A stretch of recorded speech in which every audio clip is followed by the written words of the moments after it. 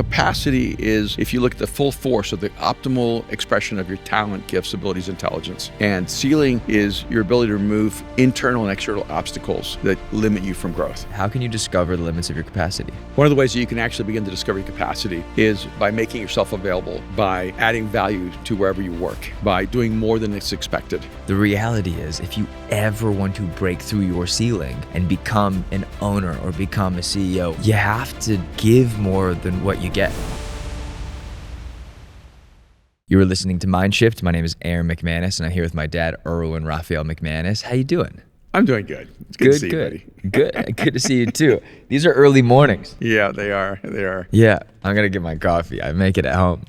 There's nothing more fun than setting up an early Mind Shift podcast. Yeah. Then right before I leave, my beautiful wife Kim goes, "Honey, before you leave, I need you to do this and this and this and this and this." You were taking out the trash this morning, huh? Yeah, I'm taking out trash everywhere. I'm like, she's wanting me to move, and then, but she follows it with the caveat of, "You're gonna say no, right?"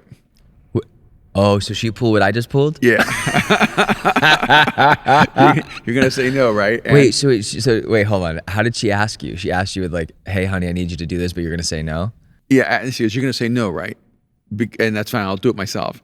So I couldn't say no. I couldn't say, "Well, honey, I have these responsibilities and I have a domino of meetings all day. And if I'm late to the first one, it'll mess up the second one, the third one, the fourth one." No, we'll be okay on this one. And so I just, I found myself just taking out garbage everywhere and pulling out garbage cans and being drenched in sweat before I have to go. No, you came in hot this morning. You came in, you had hoodie over your shoulder, and then you were like, doing all your things.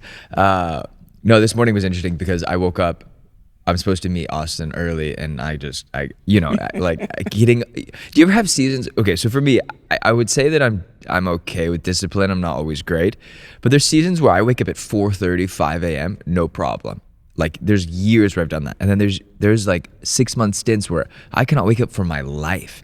I go to bed really early. You know this, and I'm like, why? How am I able to sleep so much? Like this 3-day weekend, all I did was clean my house and sleep. Which cleaning your house, I would say this: go to therapy. Therapy helps you, but also cleaning your house.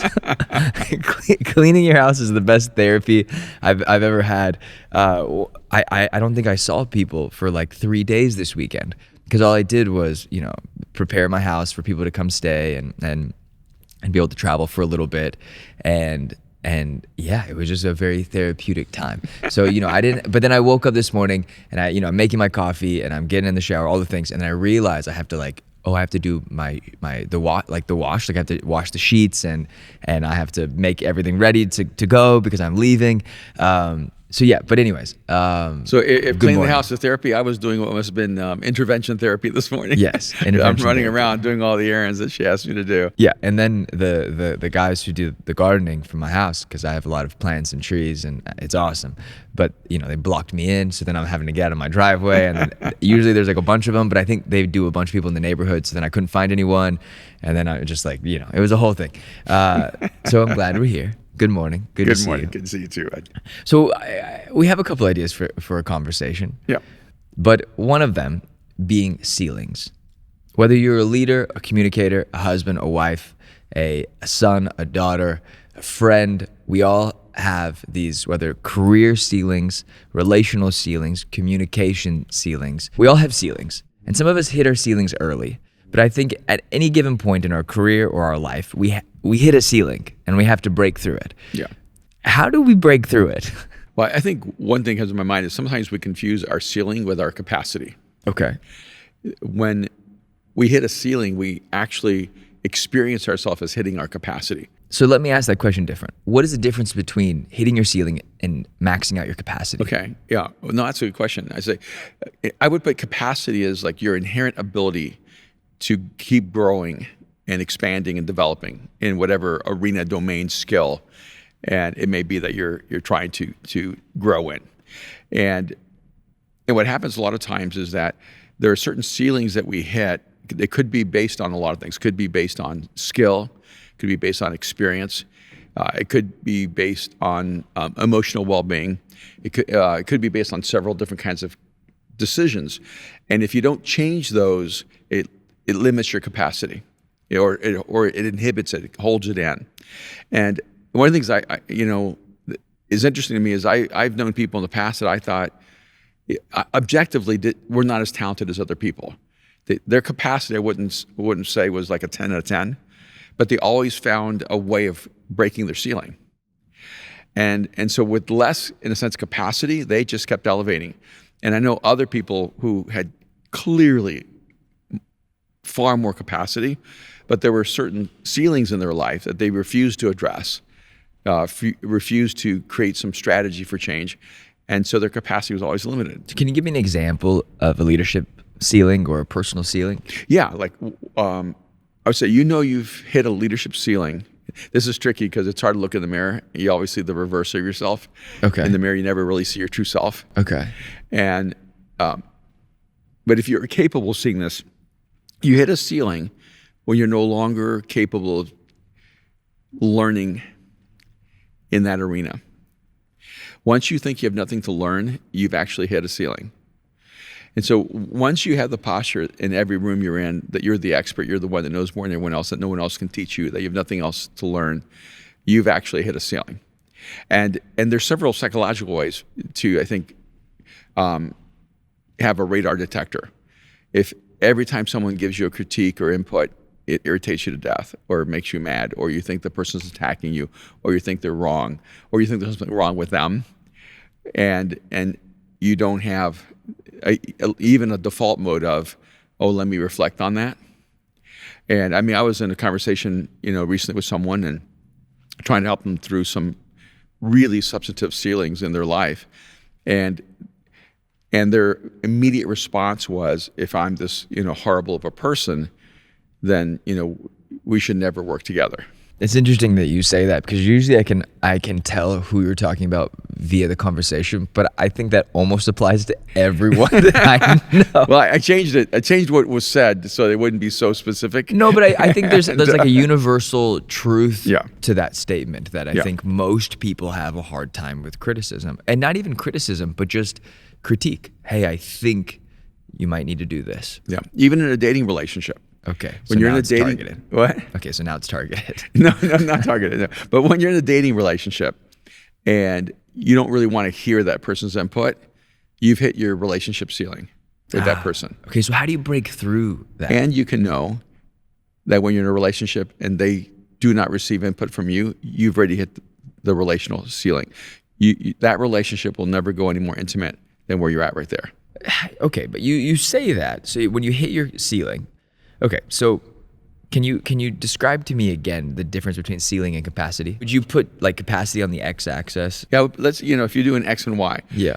Capacity is, to me, if you look at the full force of the optimal expression of your talent, gifts, abilities, intelligence. Okay. And ceiling is your ability to remove internal and external obstacles that limit you from growth. Okay. So, example, you may have incredible capacity, let's say, to lead, but your ceiling is that you refuse to give up on relationships that are low achieving. And so you stay with the same relational circle all of your life because whatever, you're loyal, they're your friends, you care about them, they care about you, but they have no ambition and they're very low achieving.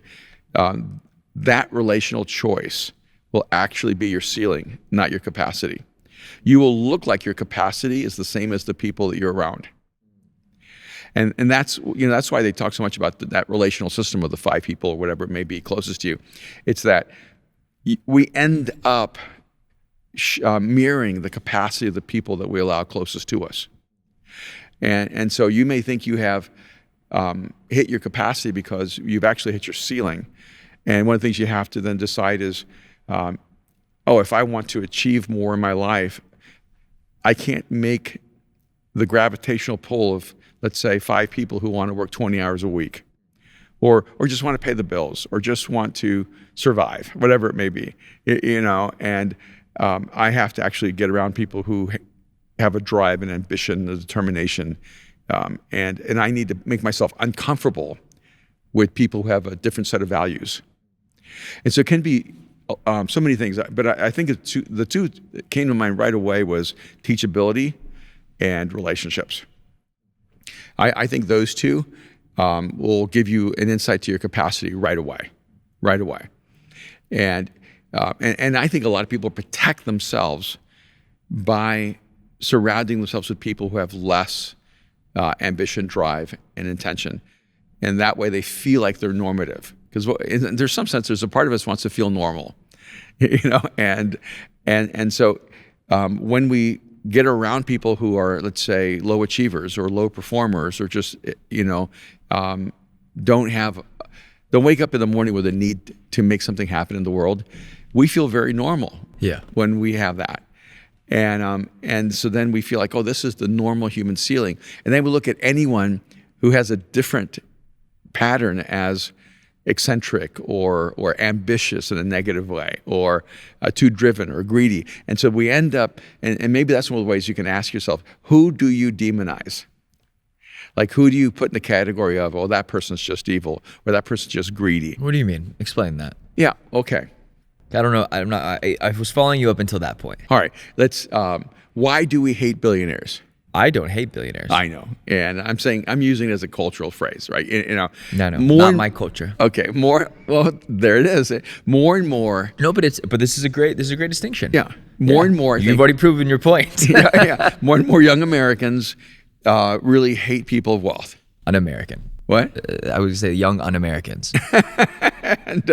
and part of the reason is because when a person violates what you want to see as the normative expression of a healthy human being, we demonize them. Okay. And so go, that person can't achieve that without being a bad person, or that person can't achieve that without having some ulterior motive, or that person can't achieve that without being greedy. Yeah. Or hurting other people, and so we end up creating a what you would call like a straw man. Like we create it's like they're our demon, they're our devil.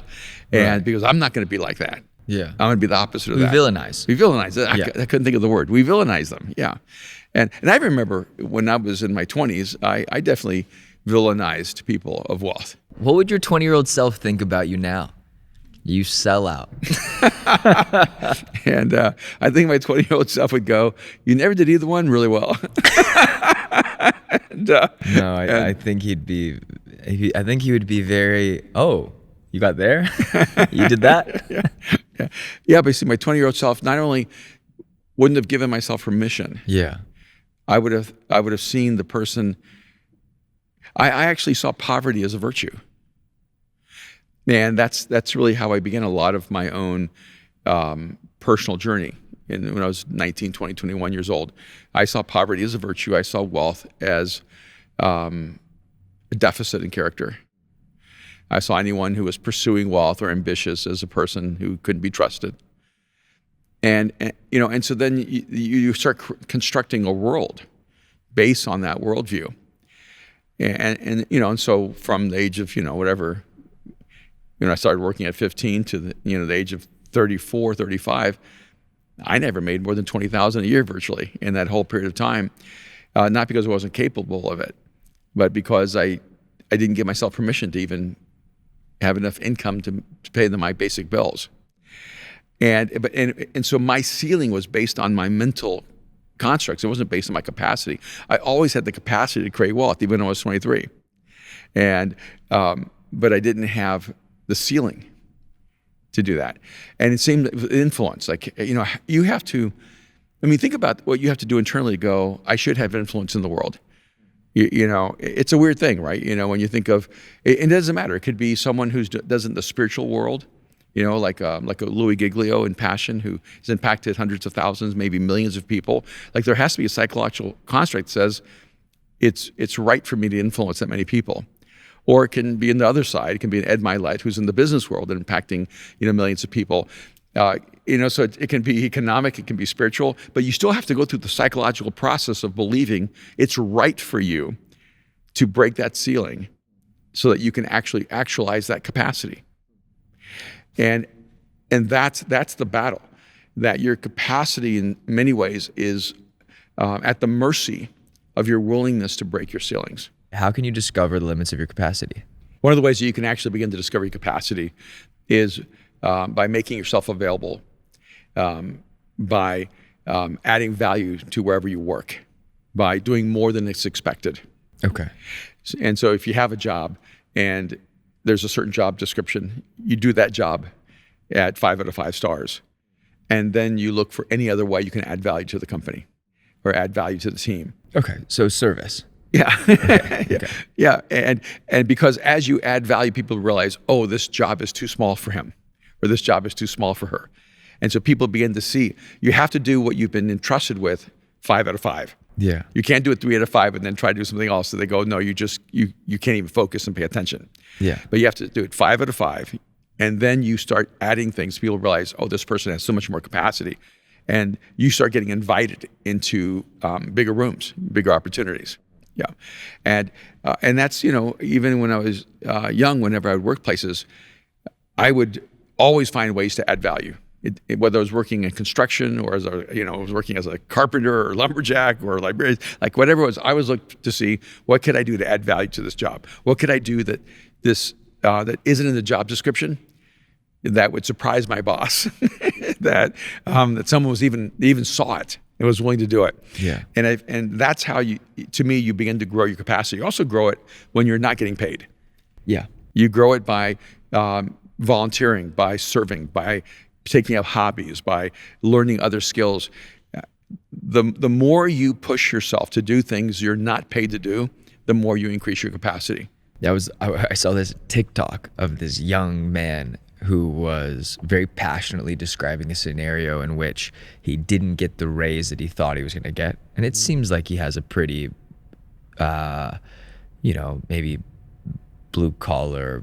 It seems like he has a pretty tough job, not a great job. Yeah. But he said that his boss calls him on the weekend because something broke in the office and they needed his help. And he just said, I saw it, and just didn't respond.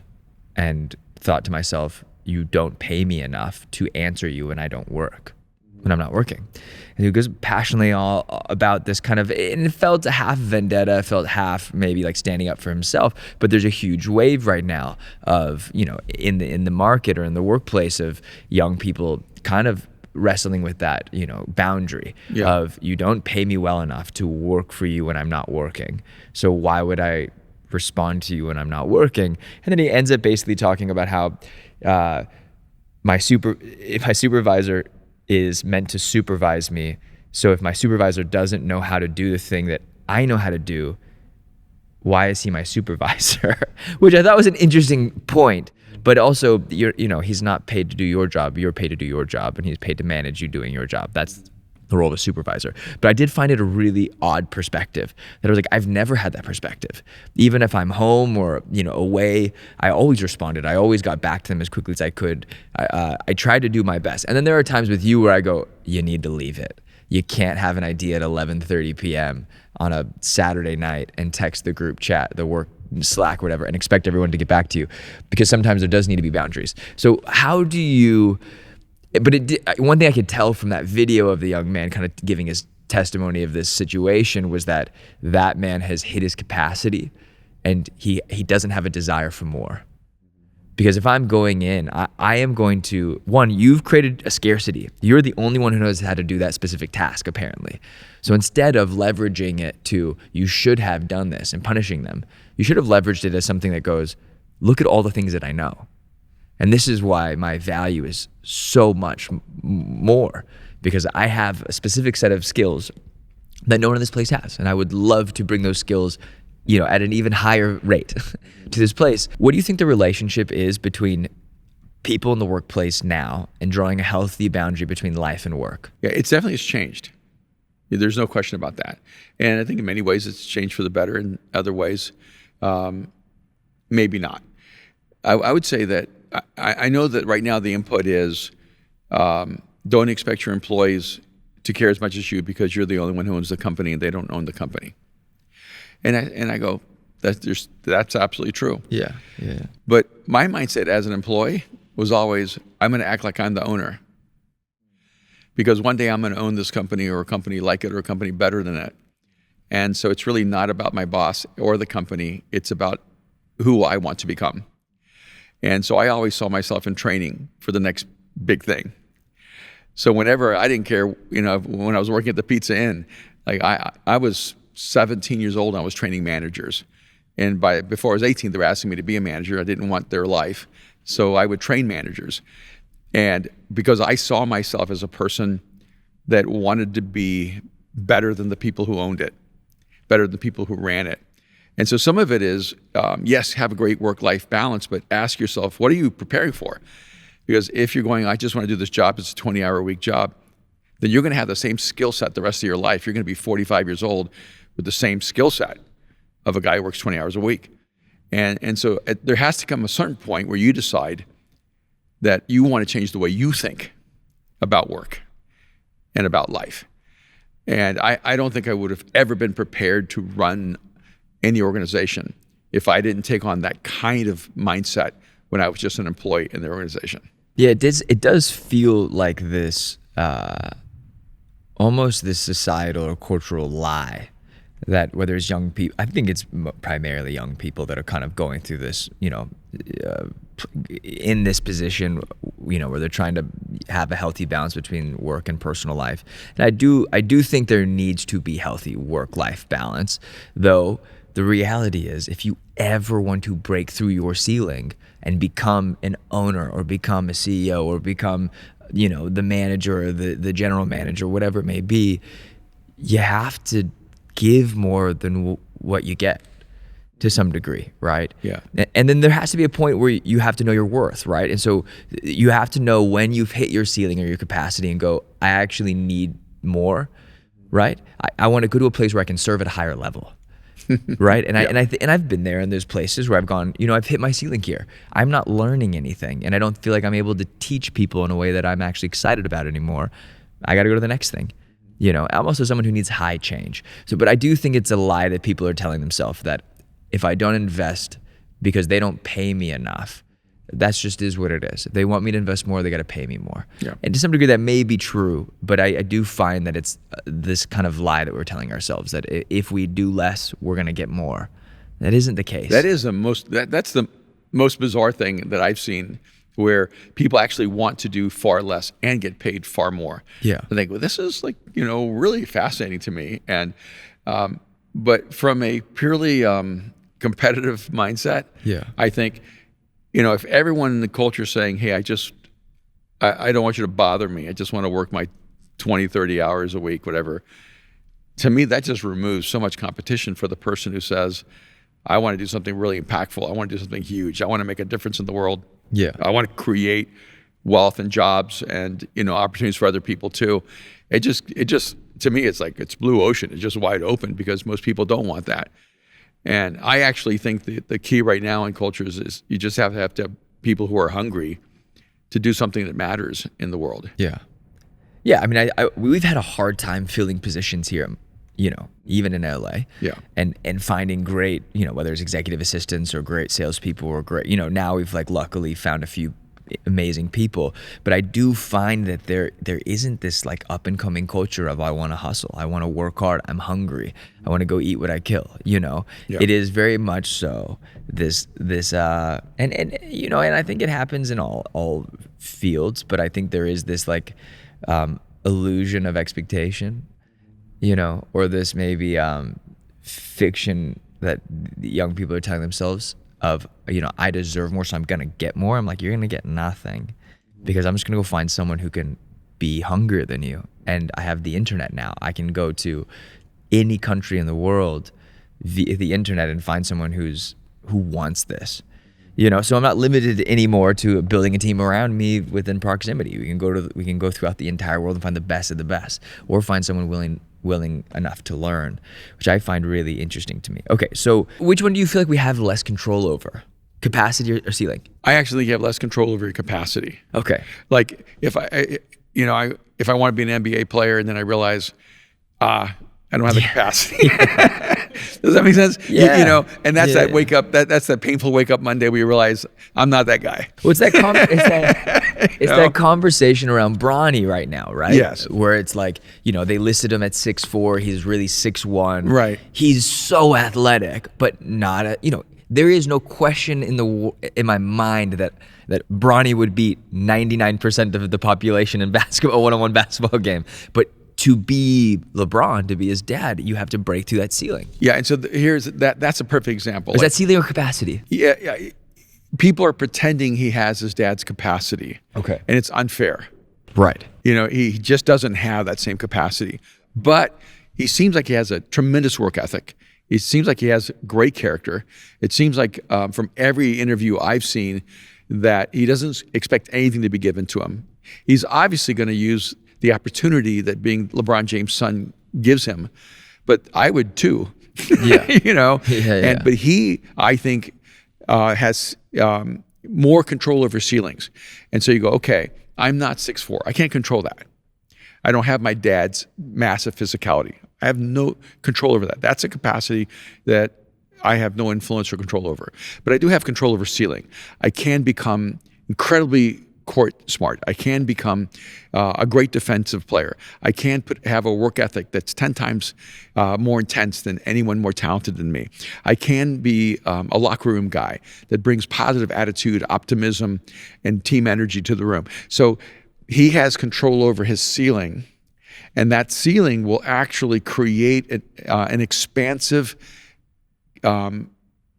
it's an extension of your capacity. Yeah, it'll expand his capacity in that sense.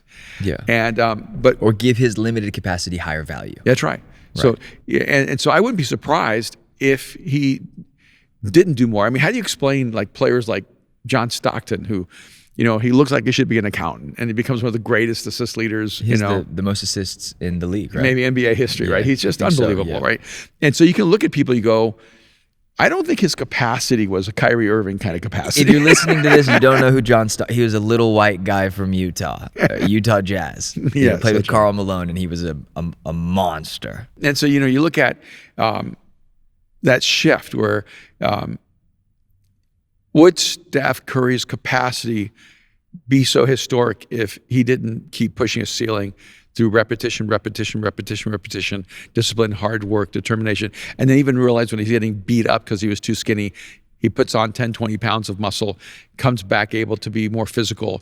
And so he's the one that kept removing those ceilings. But if he had not removed them, he would have, all the people who assessed he had very little capacity would have been right. But they were all wrong because they didn't assess his ceiling.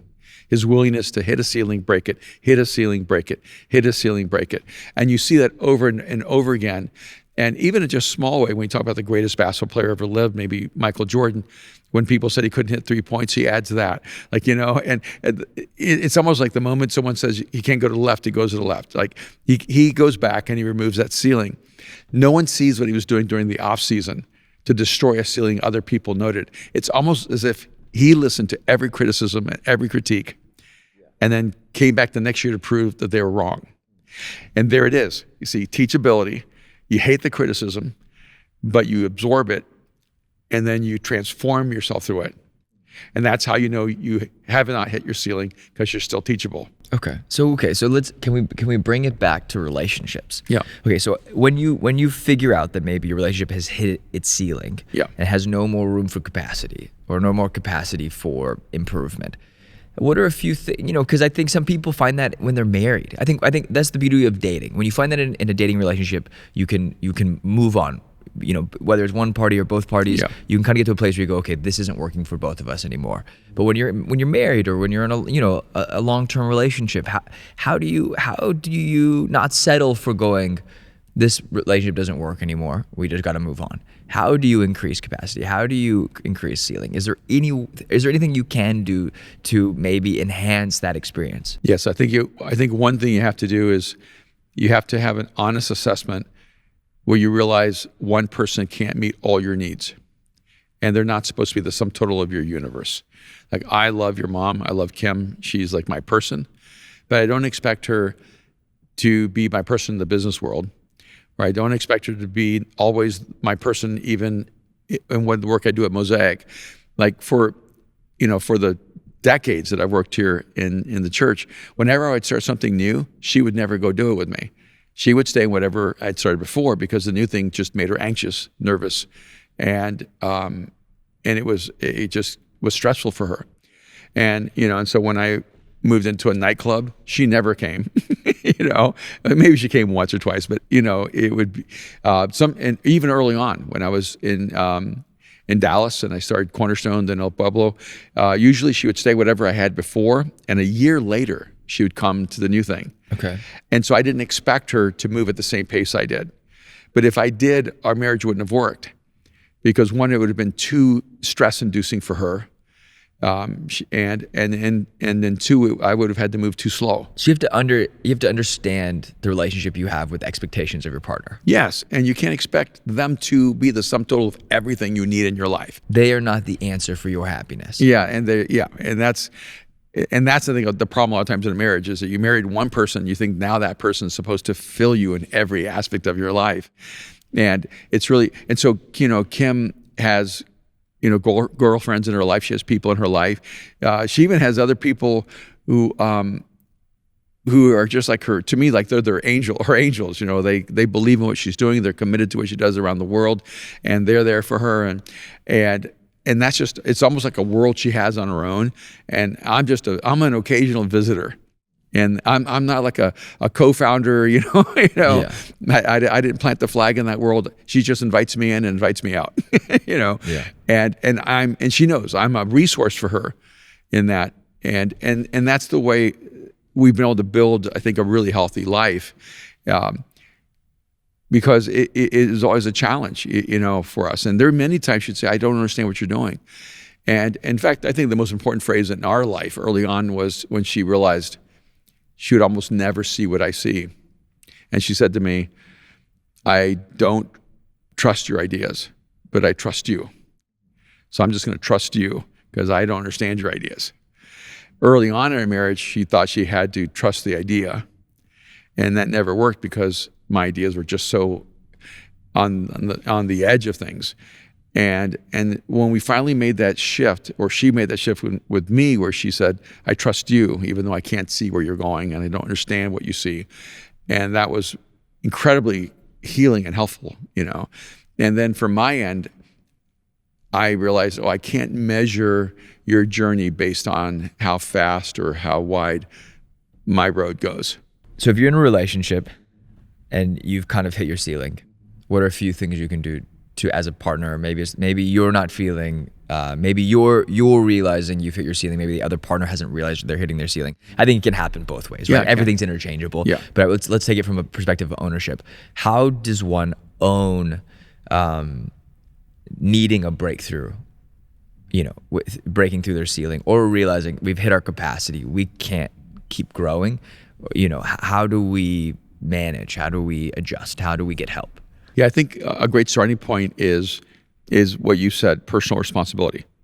Starting with you, or you go to your partner and you say, I think that we've hit a ceiling in our growth together. And where I'd like to fix it first is I want to be able to learn how to hear you more clearly. Like I want to be able to hear you speak into my life. I want you to be able to tell me what you feel like I'm not hearing or I'm not seeing that's hurting our relationship. And so I think step one is going, I'd like to be open, that maybe I haven't been open. And maybe my posture has been, no, and I'm just shutting you down. And so step one to me is creating openness yourself. And when you create that level of vulnerability and it's truthful, and the greatest discipline you'll have in that is not to argue or not to dismiss it or to not gaslight it, as you would say, Don't turn around on the other person. Don't turn around. Just absorb it, even if you disagree 100%. Yeah. And just go, hey, I'm not going to respond today because I'm having to learn that if I respond, I'm going to try to dismiss. So I'm not going to say yes if I'm not ready to receive it, and I'm not going to say no if I'm not ready to receive it. All I'm going to say is, I hear you. And then I'm going to take some time, I'm going to process this. And then I'll come back, and share with you where I see the truth of this and where maybe I feel like I'm being misunderstood, or maybe where I feel like I'm being treated unfairly. Because that can be true too, right? Yeah. And then from that, you have to then be able to move to the next part of it going, but I also need some time where you hear me. And how do you manage that? Because I find that becomes really hard, because 99% of the time, right, I'm just pulling out numbers, fake numbers. It feels like in every relationship, both people have problems with the other person. There's always things to get better, to fix, to heal, to improve on. Everyone has opinions, but it does often feel that the person who breaks the silence and goes, hey, there's some things I need you to work on, or this is some things I'm having problems with, immediately the other person goes, well, these are some problems I have with you. Yeah. So how do you avoid? 100%. I've been that person, right? How do you avoid that? But then also, how do you create space where I know you have some things that you aren't bringing up right now. Can I share my things and then hear you? How do we just know? Because I think I never expect to be the only one that has issues or has things that I need to talk about. So how do you prepare yourself with the openness of, there's some things I need to get off my chest, and then my chest is now freed up to receive some things. Yeah, I think one of the challenges is actually getting to the core of things, because what will happen is, if you share something, someone goes, yeah, but you do this. And if you have a reasonable response to that, they go, yeah, but you also do this, then you do this. And then all of a sudden it seems like it just becomes a web of disappointment. Right.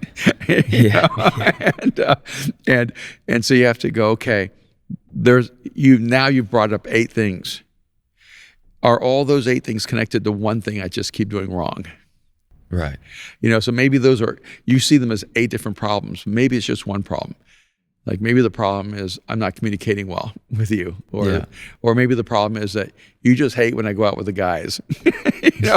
You hate when I golf. Yeah, you hate when I golf, or hate when I, whatever, Yeah. Or it even goes deeper. You're resentful because I get time to do things I enjoy, but you don't get time to do things you enjoy.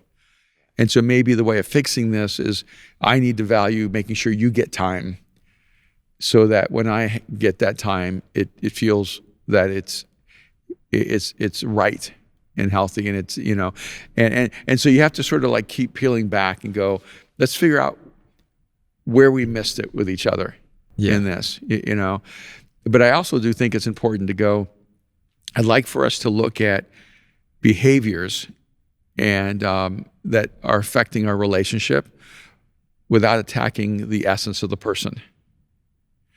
And that, it takes a lot of discipline, and because once you're attacking the person and you move toward disdain, there's almost no way back. And that's why you have to be careful with the language of disdain. And that's when it becomes so toxic that you can't allow yourself to live in that level of toxicity. How so?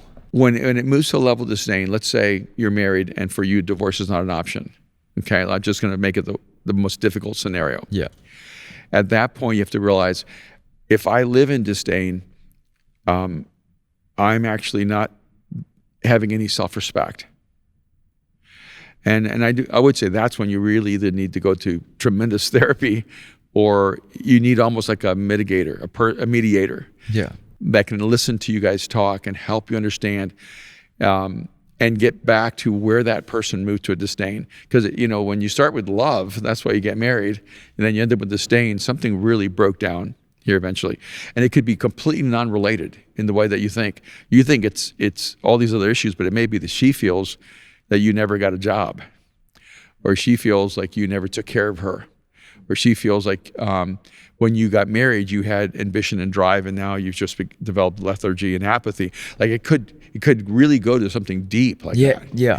Yeah, it's odd. It's interesting hearing people, because that really, a lot of that is false expectation. Yeah. Right. Or maybe it has been verbalized, but oftentimes I find, or I see or hear from relationships, obviously I'm not married, but like you'll hear, oh, well, I had a problem with them doing this. Well, did you ever tell them? Well, yeah, I did at the end.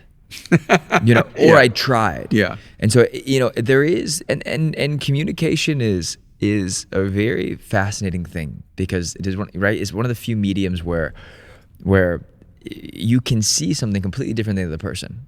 and you can even hear things completely different than the other person. And I find, we do so much work in communication, and yet there are times in fights or relationships or conversations where I've said something completely different than what I think or believe, but in the heat of the moment, I've said something. Yeah. Or I've said something and then completely forgotten what I've said, and then they're like, "Well, you said this," and they're like, "Well, shoot, that sounds like me," So I don't know how to break through some of those maybe ceilings or capacities in that I don't know how to communicate the idea or that I want to get across. It's funny because you actually have taken the plane to the landing pad that we should have started with. What is that? The number one ceiling in most areas of life is our ability to communicate effectively. And when it's in our public life, in work life, if you want to break the ceiling, learn how to communicate better. Learn how to communicate your values, your vision, your principles, your truth more effectively. If you want to have a healthy relationship with a significant other, partner, husband, wife, whatever, you have to learn how to communicate. And it's not only in communication, it's a two-way system. It's not just learning how to communicate. It's learning how to be communicated to, and learning how to hear and how to listen, and with high capacity and high effectiveness. And you know as well as I do, one of the most irritating things to you in the world, and I've watched you, is when you're talking to someone, you can tell they're not listening. Me? Yeah. Yeah. Because at that point you go, "Oh, you're not listening." You don't even just pretend. You go, "Well, you're not listening. I call it out all the time. Because my thing is that I don't want to talk that much. So if I don't want to talk this much, what I want even less is to talk to no one. I'd rather talk to myself.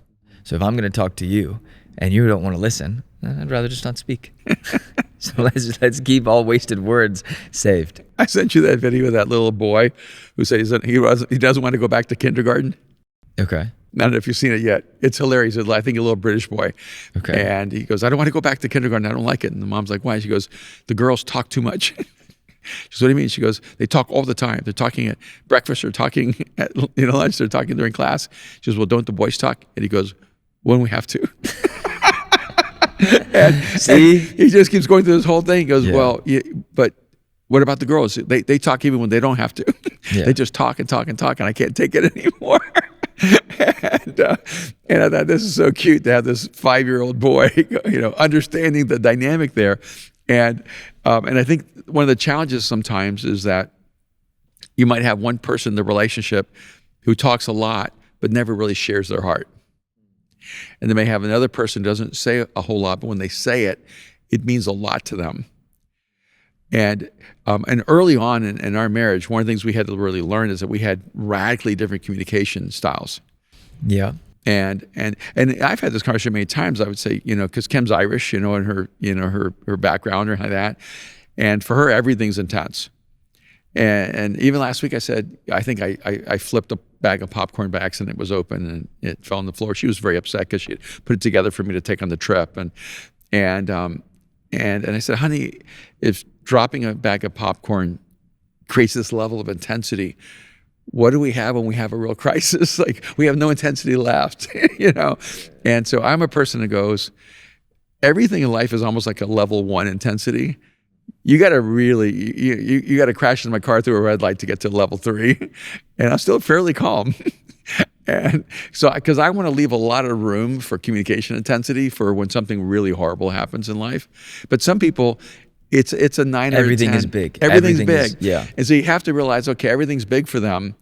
So you can't take it all like it's big. But when it is big, you can't ignore it. And that's the problem, is that if it's always an 8, when it really is an 8, you may treat it like a 2 because the other times it's a 2. And that's why you have to learn the other person's communication style and realize, okay, it feels like all the other 8s, but this is a real 8 for them.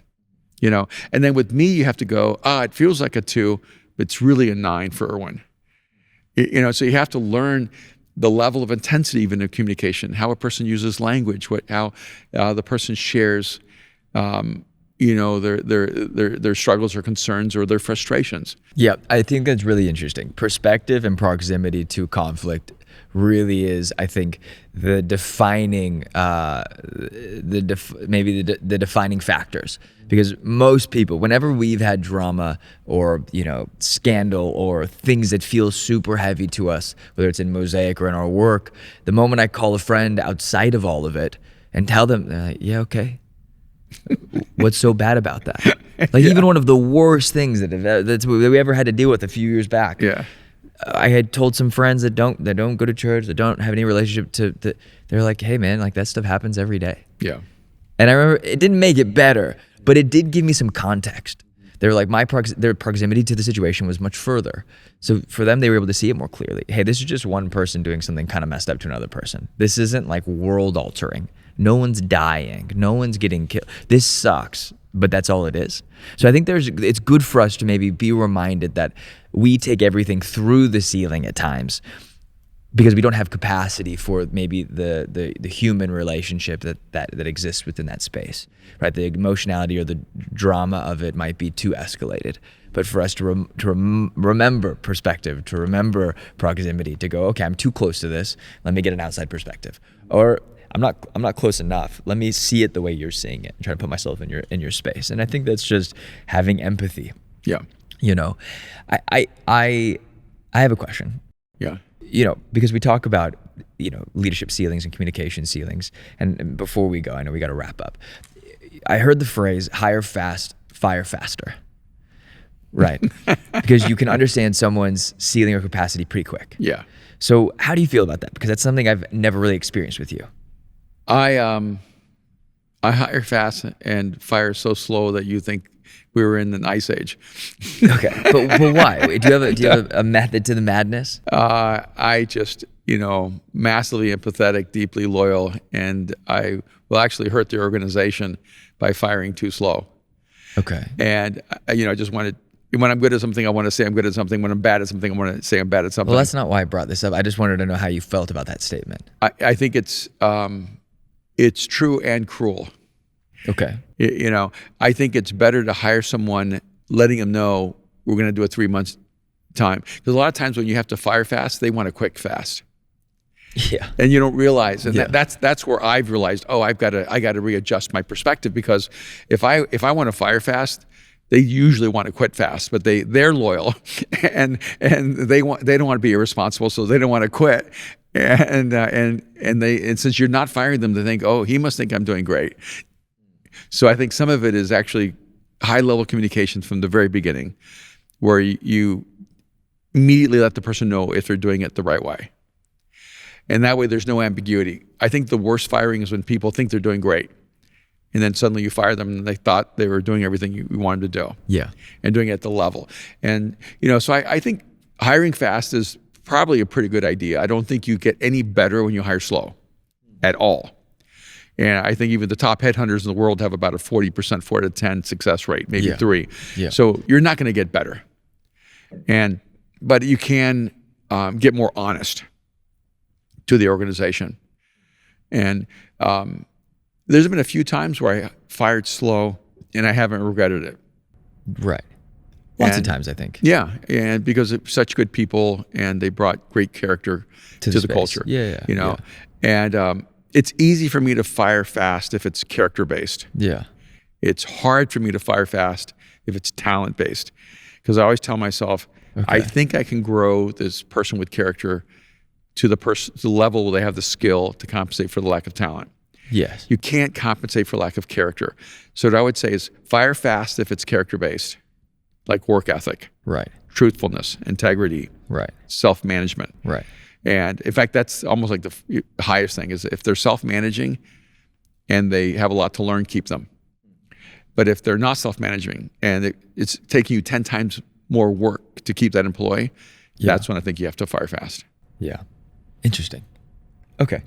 Well, we got to wrap this up. So, all right. It's a good conversation. No, it is a good conversation. And, I think there's a lot more there. And I don't feel like we even breached the surface. No.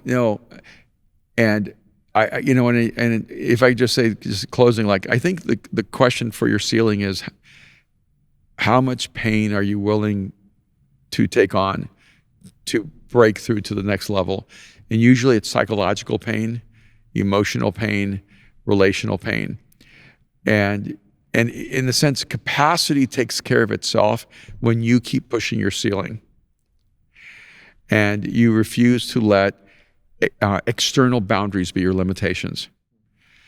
And I think that the people who surprise people are not the ones where you go, wow, I didn't know they had so much talent, are the ones that you thought, wow, they just seem to be unstoppable. And so I put a lot more focus on breaking my ceilings and almost like trust my capacity will increase as I attack those ceilings. I love it. Okay.